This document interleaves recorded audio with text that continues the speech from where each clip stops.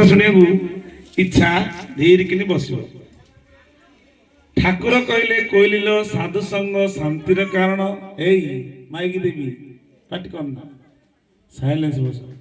ଶୁଣ, କାହିଁକି ତମେ ଅନୁଷ୍ଠାନ କରୁଛ, ସତ୍ସଙ୍ଗ କାହିଁକି କରୁଛ, କୋଉ କାରଣରୁ କରୁଛ, ଏ ବିଷୟରେ ଜାଣିବା ପାଇଁ ଇଚ୍ଛା ଥିଲେ ବସ, ନାଇଁ ନହେଲେ ଧୀରେ କିନି ଯାଅ, ପ୍ରସାଦ ଦିଆହେଲାଣି ପାଇବ। ଠାକୁର ଅଭିରାମ ପରମହଂସ କହିଲେ କୋଇଲିଲ ସାଧୁ ସଙ୍ଗ ଶାନ୍ତିର କାରଣ। ଆଉ ଗୋଟେ ପଦ ଲେଖିଲେ, କଣ ଲେଖିଲେ?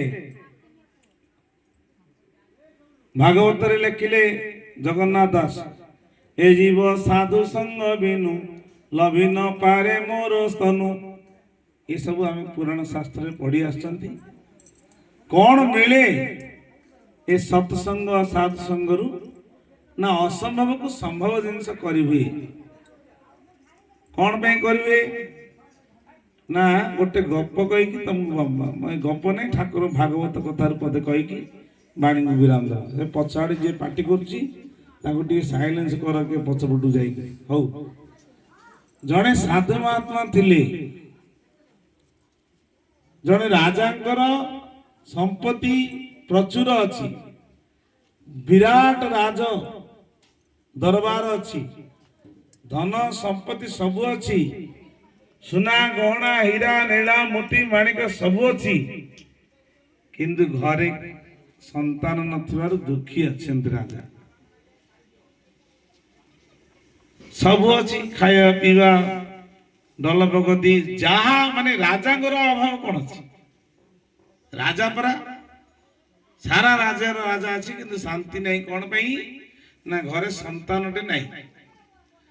ଏମିତି ମହର୍ଷି ନାରଦ ସେଇ ରାସ୍ତାରେ ଯାଉଥିଲେ, ଦେଖିଲେ ଯେ ରାଜ ଦରବାରରେ ଏତେ ବଡ ରାଜା ଏମିତି ତାଙ୍କର ଗୋଟେ ପଲଙ୍କ ପକେଇଛନ୍ତି, ବଗିଚା ଭିତରେ ବସିକି ମନ ଦୁଃଖରେ ହାତ ଦେଇକି ବସୁଛନ୍ତି ଗାଲରେ। ନାରଦ ଯାଇ ପହଞ୍ଚିଲେ, କହିଲେ ରାଜନ, ନା ଆପଣ କିଏ? ନା ମୁଁ ମହର୍ଷି ନାରଦ। ପ୍ରଣାମ, ଶୁଣ। ତ ଠାକୁର କହିଲେ, ନାରଦ କହିଲେ କଣ ଆପଣଙ୍କ ମନ ଦୁଃଖ କଣ? ନା ଆଜ୍ଞା, ମନ ଦୁଃଖ କଣ, ଆପଣ ଅନ୍ତର୍ଯାମୀ ଜାଣନ୍ତି, ଆପଣ ଭଗବାନଙ୍କର ଅବତାର, ଭଗବାନ ବିଷ୍ଣୁଙ୍କର ମନର ଅବତାର ହଉଛନ୍ତି ମହର୍ଷି ନାରଦ। ଆପଣ ତ ଜାଣନ୍ତି, ଆଉ କଣ ଆଉ କହିବି? ନା ତଥାପି ମୁଁ ଜାଣିଲେ ମଧ୍ୟ ତମ ମନ କଥାଟା କୁହ। ନା ମନ କଥା ଏଇଆ ଆଜ୍ଞା, ସବୁ ଅଛି, କିନ୍ତୁ ସନ୍ତାନ ନଥିବାରୁ ମନ ଦୁଃଖ ହଉଛି।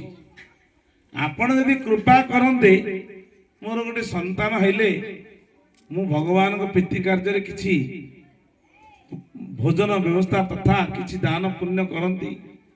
ଆଉ ମୁଁ ଏହା ଚାହୁଁଛି, ଆପଣ ଟିକେ କୃପା କରନ୍ତୁ। ମହର୍ଷି ନାରଦ କହିଲେ, ଠିକ ଅଛି, ମୁଁ ଯାଉଛି, ଭଗବାନ ବିଷ୍ଣୁଙ୍କ ପାଖରେ କହିବି ତମ ଦୁଃଖର କଥା। କିଏ କହିଲେ? ନାରଦ କହିଲେ। କାହା କହିଲେ? ରାଜାଙ୍କୁ କହିଲେ। ରାଜା ମନ ଖୁସି ହେଲା, ରାଣୀଙ୍କ ମନ ବି ଖୁସି ହେଲା। ମହର୍ଷି ନାରଦ ଯେତେବେଳେ ଯାଇ ଭଗବାନ ବିଷ୍ଣୁଙ୍କ ପାଖରେ ପହଞ୍ଚିଲେ, କହିଲେ ହେ ମହର୍ଷି, କୁଆଡେ କଣ ଆସିଲ ଆଜି? ଭାରି ତରତର ଦେଖାଯାଉଛ। ନା ଆଜ୍ଞା, ଆସିବାର କାରଣ ଆପଣ ଅନ୍ତର୍ଯାମୀ ଜାଣନ୍ତି। ଏମିତି ଏମିତି କଥା ଏହା ହଉଛି ଯେ ଭଗବାନ ବିଷ୍ଣୁ ଆପଣ, ୟାର ମନେ ନେଇ ଶୁଣ, କିଏ କୁଆଡେ ଆଇଲା ଗଲା ହବନି, ତମେ ନହେଲେ ମୁଁ ପଚାରିବି, ତମେ ମନେ ରଖିଥିଲେ କହିବ। ତ ନାରଦ ମହର୍ଷି, ଆପଣ ଅନ୍ତର୍ଯାମୀ ଜାଣନ୍ତି, କୁହନ୍ତୁ, ତଥାପି ମୁଁ ଜାଣିଲେ ମଧ୍ୟ ତମେ କୁଆଡେ ଆସିଲ, କଣ ଅସମୟରେ? ନା ଆଜ୍ଞା, ଏମିତି କଥା, ଆମକୁ ତ ସାଧୁ ବେଶ ଆପଣ ଦେଇଛନ୍ତି, ସଂସାରର ମଙ୍ଗଳ କାର୍ଯ୍ୟରେ ଆମେ ବୁଲୁ ବୁଲୁ ଜଣେ ରାଜାଙ୍କ ଦରବାରରେ ପହଞ୍ଚିଲୁ। ରାଜାଙ୍କର ମନ ଦୁଃଖ, ସବୁ ସମ୍ପତ୍ତି ଅଛି, ଧନ ଅଛି, ଐଶ୍ୱର୍ଯ୍ୟ ପୂର୍ଣ୍ଣ। ରାଜାଙ୍କ ମନ ଦୁଃଖ ଗୋଟିଏ କାରଣରୁ, ତାଙ୍କର ସନ୍ତାନ ନାହାନ୍ତି। ଭଗବାନ ବିଷ୍ଣୁ କହିଲେ, ସିଏ କଣ ଏବେ ସନ୍ତାନ ପାଇବ?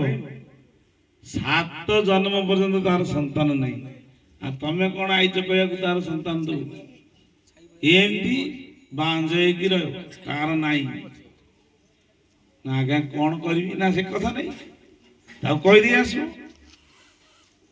ନାରଦ ମହର୍ଷି କହିଲେ, ଆଉ ତୁମେ ଯଦି କହୁଛ, ଆଉ ପ୍ରଭୁ ଯଦି କହିଲେଣି, ଆଉ କଣ ଠାକୁର ତ କହୁଛନ୍ତି ସନ୍ତାନ ନାହିଁ। ପୁନର୍ବାର ନାରଦ ହେଇକି ବୁଲି ବୁଲି କହିଲେ ଆଜ୍ଞା ଆପଣ ଆଉ ସେ ବେକାର ଚିନ୍ତା କରନ୍ତୁନି। ତମ ଘରେ କଣ ଏଇ ଜନ୍ମରେ 7 ଜନ୍ମ ପର୍ଯ୍ୟନ୍ତ ତମର ସାଧୁ ଏଇ ସନ୍ତାନ ନାହାନ୍ତି। ନାରଦଙ୍କୁ କହିଦେଇ ନାରଦ ତାଙ୍କ ନାରାୟଣ ନାରାୟଣ କରି ପଳେଇଲେ। ଏ ସମୟରେ ଜଣେ ତ୍ରିକାଳଦର୍ଶୀ ସାଧୁ କୌପୁନି ଖଣ୍ଡେ ପିନ୍ଧିଛନ୍ତି, ବାଘ ଚାଲ ଧରିଛନ୍ତି, ଜଟା ରଖିଛନ୍ତି। ସେ ସିଆଡୁ କହି କହି ଆସୁଛନ୍ତି, एक रोटी देगा एक बेटा होगा, 2 रोटी देगा 2 बेटा होगा, 3 रोटी देगा 3 बेटा होगा, 4 रोटी देगा 4 बेटा होगा, 5 रोटी देगा 5 बेटा होगा, 6 रोटी देगा 6 बेटा होगा, 7 रोटी देगा तो 7 बेटा होगा, कोई तो दे दो हमको। एमती कही कही कही कही राजा द्वार बंद गला बेलू राजा पुणी बगीचार बसिक कथा शुणिले। कहले अरे ये बड़ मुझे केवे शुणी नी, ये किए कहते गला बेलू जटा धारी साधु जड़े कहते आपण कहते ना हाँ ना महाराज जी आपण जानी पार्टी मो कथा ना हाँ कौन है तो कथा ना आज्ञा मु राजा तू राजा है कि गोजा है जहाँ कौन कहू राजा तो साधु कहीं क्या डर से तो बिंदास महाराज कौन कथा ना आज्ञा प्रणाम कर हाँ तथास्तु ना कौन कह आज्ञा आपण ये जो कहले 1 रोटी देगा 2 रोटी देगा 7 रोटी देगा तो 7 बेटा होगा, क्यों नहीं असंभव नहीं कुछ होगा, कोई तो देख कर हमको देखो कि तो देख देखो ना आज्ञा आसतु आम घर आप भोजन करेंगे ना निश्चित चले। साधु भोक थे आनंद कौन कल राजा विचार कर 7टा रुटी एकाथरे सन्तान जो कथा शुणी एकाथरे 7टा रुटी सहित खाया पीया मजा विभिन्न प्रकार साधु महात्मा कहले साधु आनंद हो गले भोकरे भोकिला थिबा संत महात्मा खुशी हो गले मन दे जुड़ तापर खुशी गले राजा ए बाणी के मिथ्या हबनी आ सेवा कर तू मन प्राण देकी ए सेवार फल तते निश्चित प्राप्त हब मु आसुची कहीकि गोटे फल देले कहले फल पाओ तुम्हें जितरा संतान चाहब से 7टा रुटी देल बोली किसी नहीं ना आज्ञा मत कि 2-4टी हेले भी यथेष्ट ना मोर बाणी तू 7टा रुटी देचु 7टा संतान हम जा। साधु मन मुखर बाणी शुणिला राजा खुशी हो गले साधु अंतर्ध्यान हो गले चली गले। ए समय रे ए पाटी शुण तो ठाकुर कृपा गला तो दिन आसला 2 दिन गला 4 दिन गला वर्ष गला गोटे संतान जन्म है 2 वर्ष गला 2टा संतान जन्म है 3 वर्ष गला 3टा संतान जन्म है। प्रत्येक वर्ष रे 7 वर्ष पर नारद महर्षि कौन कले सेपट दे जाते कहले अरे ए घर तो राजा किसी नथिला ये केमिति कौन यही से राजा तो मुझे जाइए केतर ये कौन छुआ मैंने सब डियांडी होती किए फुटबल खेलुची किए कबाड़ी खेलुची एमती घोषणा हटा होती किए झुलरे झुली होती आसला राजकुमार माने सुंदर सुंदर पिला माने से पुणी महर्षि नारद पहुंचले कहले मोर राजन ए पिला माने कहार ना आगे पिला माने भगवान कृपा मोर हाँ तमर तोर भगवान नहीं करतिले तमर केमती हला ना आज्ञा एमती आपण गला परे आ जने जटा साधु आस्तिले आ सी रुटी मते कहले 7 खंड दियो प्रबल भोकिला थिले भोजन कला परे संतुष्ट होई आशीर्वाद देले तांको आशीर्वाद 7 वर्ष रे 7टा संतान होइछन। हाँ मु भगवान को एते जपिगिरी मोर कथा हलानी मो कथा को रखिलेनी मु आज जाऊँ भगवान पाख कहीकि नारद महर्षि जाकि नारायण नारायण कह भगवान पाखे अभिमान सहित पहुँचले। भगवान कहले महर्षि नारद कौन आज मुह सुखी जाइए ना आज्ञा मु आपण सहित कथा किए कौन कथा किसी कहूना ना मोर जीवन बेकार हो गला मु आपन को एते भजन करी मोर किछि हेलानी कौन मो कथा मो बाणी रो किछि महत्व रहिलानी। ଏମିତି କହିଲେ କହିଲେ କଣ ବାଣୀର ମହତ୍ଵ ରହିଲାନି ନା ଆଜ୍ଞା ମହତ୍ଵ ରହିଲାନି ମାନେ ଆପଣ କହିଲେ ମୁଁ ଆପଣଙ୍କ ନାମ କରୁଛି ମୋ କଥାକୁ ରଖିଲିନି ଆପଣ ଇଏ ବୁଲାବୁଲି କରି ଏ ବୁଢୀ କାହିଁ ପାଟି କରୁଛୁ ହଁ ତ ବୁଲାବୁଲି ଶୁଣ ଶାନ୍ତିରେ 5 ମିନିଟ ସମ୍ଭାଳିବ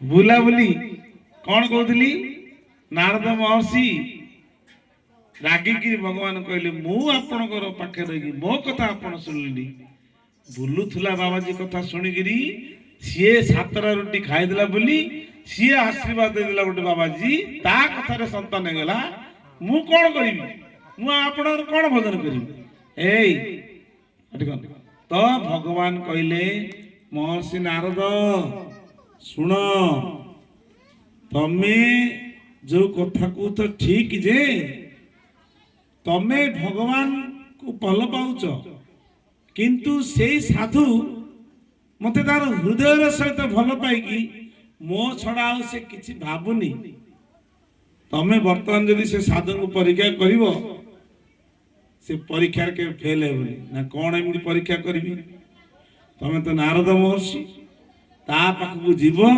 ପ୍ରଣାମ କରି ନାରାୟଣ ନାରାୟଣ କର ତାଙ୍କୁ କହିବେ ସାଧୁ ମହାରାଜ ଭଗବାନ ବିଷ୍ଣୁ ତମର ହୃଦୟଟାକୁ ମାଗିଛନ୍ତି କାଟିକି ଦିଅ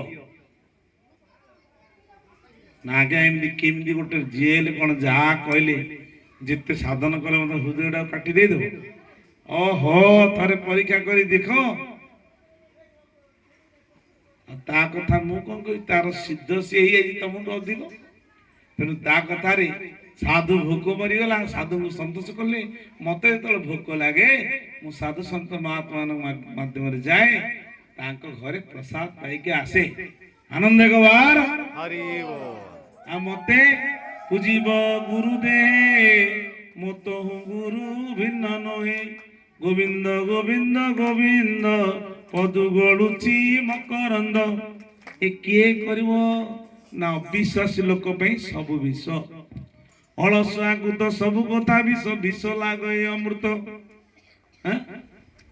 କାମିନୀ କାଞ୍ଚନେ ସଦା ରତ ଥାଏ ଭାଗବତ କାହିଁ ଚିତ୍ତ ଅଳସୁଆ ଲୋକକୁ ଯାହା କହିବ ସବୁ କଥା ତା ପାଇଁ ବିଷ ଭଗବାନ ବିଷ୍ଣୁଙ୍କର ପରମ ଭକ୍ତ ନାରଦ ଭିତରେ ଯୋଉ ଟିକେ ଅହଙ୍କାର ଥିଲା ମୋ ଭଳିଆ କିଏ ଆଉ ଭଗବାନଙ୍କୁ ଭଜନ କରୁଛି ଡମ୍ବରୁ କହେ ତା ବଡ ତମେ କହିବ ମୋର ବଡ ଜଣେ ଧନୀ ଲୋକ କହୁଛି ମୋର ପରା 50ଟା ଗାଡି ଅଛି 50 ଏକର ଜମି ଅଛି 60 ମହଲା ମୁଁ ଦିଲ୍ଲୀରେ କରିଛି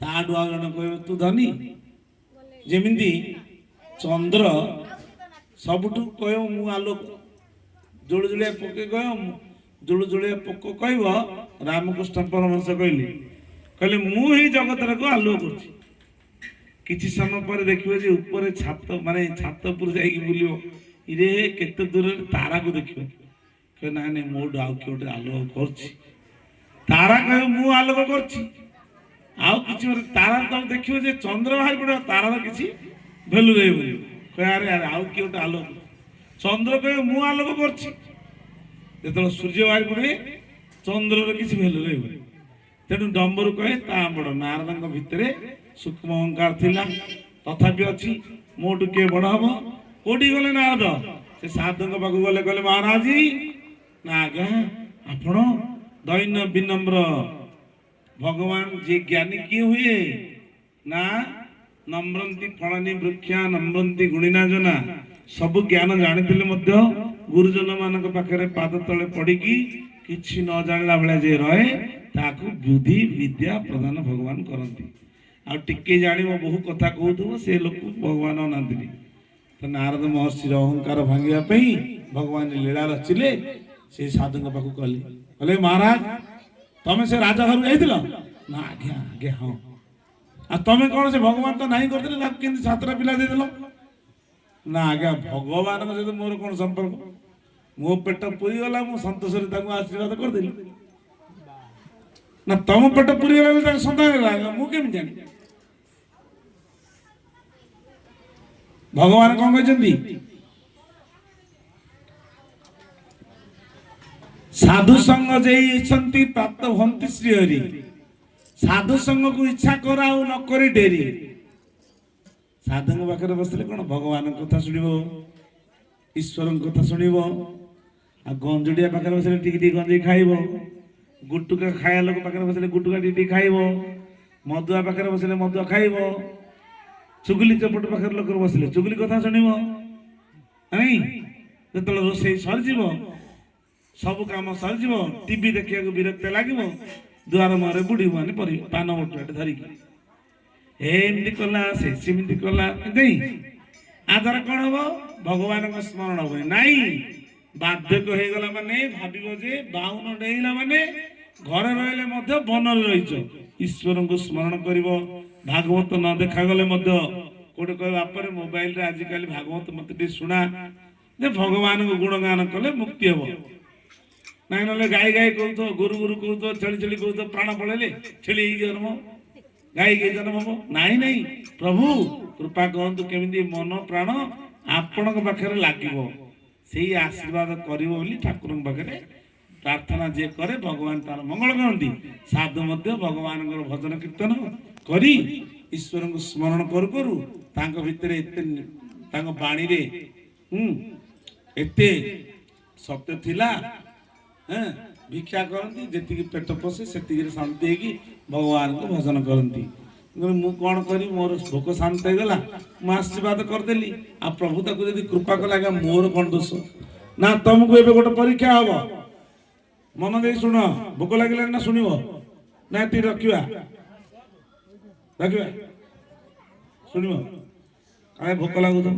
ହଉ, ସାଧୁ ମହାତ୍ମା କହିଲେ ଆପଣ ଯାହା କହିବେ ମୁଁ ସେଥିରେ ପ୍ରସ୍ତୁତ। ନା ଭଗବାନ ବିଷ୍ଣୁ କହିଛନ୍ତି, ଭଗବାନଙ୍କୁ ଯଦି ତମେ ଭଲ ପାଉଛ, ତମର ହୃଦୟଟାକୁ ଶୀଘ୍ର କାଟିକି ଭଗବାନ ପାଖକୁ ଦିଅ। ଭଗବାନ ମତେ କହିଛନ୍ତି ତାଙ୍କ ହୃଦୟଟା ଧରିକି ଆସିବା ପାଇଁ। ନା ଇଏ କଥା କୁଆଡେ ଗଲା କଟରୀ, କୁଆଡେ ଗଲା କଟରୀ, ଆଣ କହିକି ଯେମିତି କାଟିବା ପାଇଁ ପ୍ରସ୍ତୁତ ହେଇକିରି ନିଆଁରେ ପଜେଇ ଦେଲେ, ସାଙ୍ଗେ ସାଙ୍ଗେ କଟି ହେଇଯିବ ନା। ଏକାଥରେ ଧଇଲେ, ସେ ଖଣ୍ଡା ଚିମିଟା ଧରିଥିଲେ, ଏମିତି ମାରିଦେବି କହିଲେ ଭଗବାନ ଆସିକି ହାତ ଧରି ପକେଇଲେ ସାଧୁଙ୍କର। ଆନନ୍ଦ ଏକବାର ଉଳଉଳି ଦବନି। ତ ମହାରାଜ କହିଲେ ଶୁଣ, ଏଇଟେ କଣ କଲ? ମହର୍ଷି ନାରଦ। ସେଥିପାଇଁ ଠାକୁର କହିଲେ ଠାକୁର କଣ କହିଲେ ନା, ମନ ମୋହନ ହେ ମୁକି ତୁମର ନୁହଇ, ମୋର ଠାରେ ଯଦି କୃପା ନ କରିବ, ଶରୀର ରଖିବି ନାହିଁ। ଆନନ୍ଦ ଗବାର ଠାକୁର କହିଲେ ଚିନ୍ତାମଣି ପଦ ଚିନ୍ତି ବସିଅଛି, ସତେ କି ଆସିବ ନାହିଁ, ବିଳମ୍ବ ହୋଇଲେ ଛାଡ଼ିବି ଜୀବନ, କହେ ଅଭିରାମ ବାଇ। ହରିବୋଲ। ମନ ମୋହନ ଏ ମୁକି ତୁମର ନୁହଇ, ବିଳମ୍ବ ହୋଇଲେ ଜୀବନ ଛାଡ଼ିବି। ଯଦି ଯିଏ ଜୀବନ ଛାଡ଼ିବ ଭଗବାନ ତାକୁ ମିଳିବ। କୁହ, ଠାକୁରଙ୍କ ପାଇଁ କିଏ ଜୀବନ ଛାଡ଼ିବ? ଗୋଟେ ବି ନାହିଁ। ଯଦି 5,000 ଟଙ୍କା ମିଳିବ ସୁଭଦ୍ରା ଯୋଜନା, 10,000 ଟଙ୍କା ଦେଇଦେବ ମୁଁ ଜୀବନ ଛାଡ଼ିବି। କିନ୍ତୁ ଠାକୁର ମତେ ମିଳିଲେ ହବନି। ମୁଁ କଣ ହବ ଠାକୁର? ମତେ ନାତି ଅଛି, ନାତୁଣୀ ଅଛି, ଚଳା ଅଛି।